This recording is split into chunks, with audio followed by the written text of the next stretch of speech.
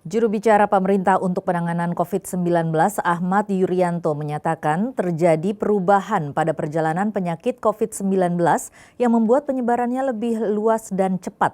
Dalam sebuah kasus, seorang terduga diperbolehkan pulang setelah observasi 14 hari dan mendapatkan hasil tes negatif COVID-19, padahal pada hari ke-20 dia baru diuji positif penyakit yang disebabkan virus COVID-19 itu. Setditjen Pencegahan dan Pengendalian Penyakit P2P Kementerian Kesehatan Ahmad Yuryanto mengatakan karena pengawasan berhenti di hari ke-14, maka penyebaran virus itu bisa terjadi bagi suspek yang baru positif terjangkit setelah melewati masa observasi selama 14 hari tersebut.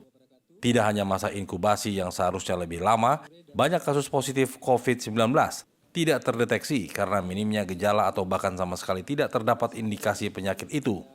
Minimnya gejala tersebut mungkin menjadi alasan mengapa warga negara Jepang yang menjadi sumber infeksi 2 pasien positif COVID-19 di Jakarta bisa masuk ke Indonesia.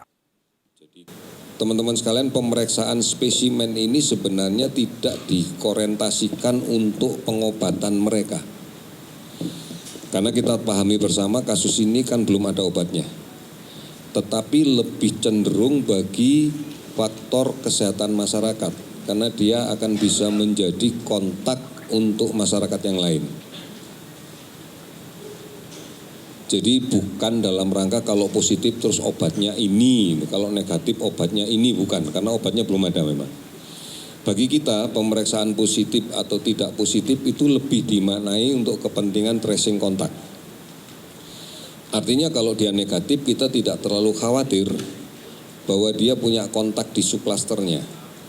Tapi seandainya dia positif, ini yang kita akan ngejar lagi pada subklasternya. Jangan-jangan dia sudah menular lagi ke orang lain gitu maksudnya di subklasternya. Ini yang saya minta untuk dipahami terkait dengan pemeriksaan spesimen. Kemenkes memiliki strategi pengawasan COVID-19. Seseorang yang masuk dalam kategori orang dalam pemantauan tidak semuanya menderita sakit. Dan orang yang masuk ke Indonesia, semua termasuk ke dalam orang dalam pengawasan. Kemudian Kemenkes akan mencari rekam jejak, kemana dan dengan siapa saja orang tersebut selama di Indonesia. Hingga akhirnya dapat diketahui dengan pasti orang tersebut positif atau negatif dari COVID-19. Dari Jakarta, Dio Malau, Andri Diwono, Nusantara TV melaporkan.